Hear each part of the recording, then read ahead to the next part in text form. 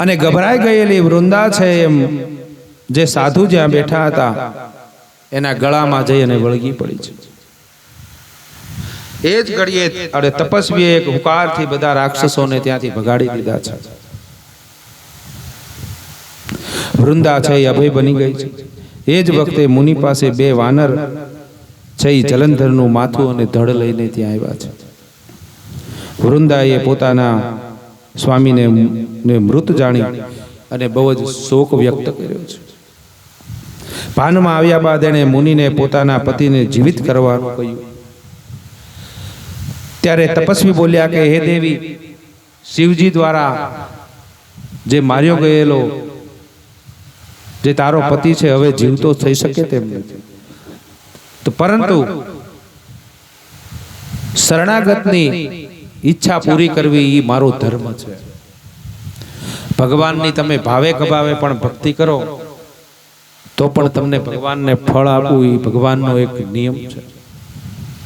એટલે ભગવાન કહે છે કે શિવજીથી જે કોઈ માણસનું મૃત્યુ થાય એ ફરીથી જીવિત ન થઈ શકે, પણ તું અત્યારે મારા સાનિધ્યની અંદર છો વૃંદા, મારે તને નિરાશ ન કર, માટે હું તારી ઈચ્છા છે એ પૂર્ણ કરીશ.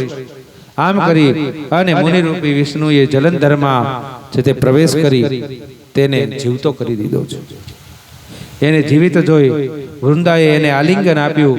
એ પછી ઘણા સમય સુધી એની સાથે તે રમણ કરતી.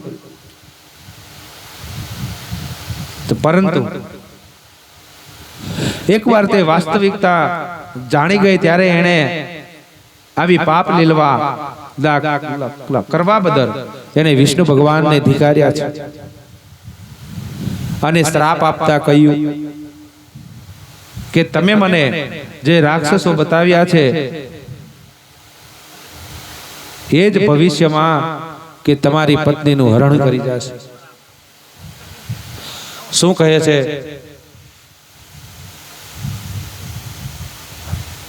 કોઈ પણ સતીનું તત્વ છે જ્યારે એને અભડાવવામાં આવે ત્યારે જે સતી સ્ત્રીનો શ્રાપ છે એ લાગ્યા વગર રહેતો.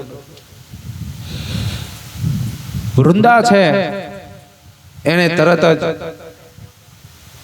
વિષ્ણુ ભગવાનને શ્રાપ આપી દીધો છે કે જાઓ તમે મને જે રાક્ષસની લીલા બતાવી અને મારું સતી તત્વ જે તમે અભડાવ્યું છે, હું તમને શ્રાપ આપું છું કે રાક્ષસો છે એકવાર જે તમારી સ્ત્રી છે એનું હરણ કરીને લઈ જશે. જાઓ, આ મારો તમને શ્રાપ છે.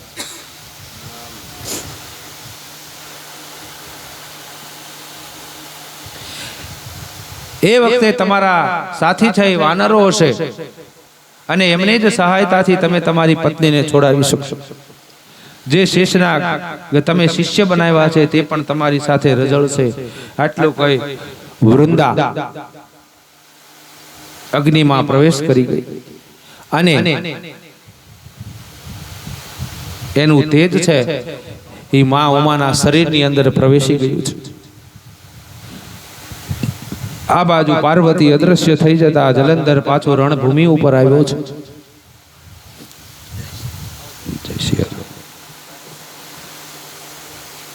તેણે માયાજાળ દૂર કરતા ભગવાન શંકર છે ચૈતન્ય થયા અને ઘણા જ ક્રોધે ભરાયા. બંને ફરીવાર છે યુદ્ધ કરવા લાગ્યા છે. જલંધરે રુદ્રના બાણોને કાપવાની કોશિશ કરી, પણ જ્યારે તે બાણ કપાયા નહીં ત્યારે એણે માયાથી પાર્વતી બનાવી અને તેમના રથના પૈડા સાથે બાંધી દીધા.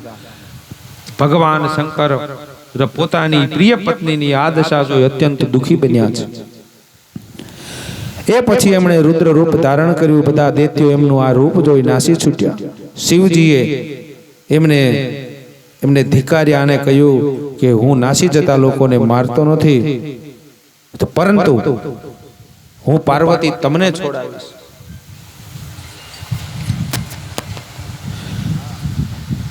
આટલું કહી શિવજીએ ચરણાગુષ્ઠથી બનાવેલા સુદર્શન ચક્ર વડે જે જલંધરનું માથું છે એ કાપી નાખ્યું છે.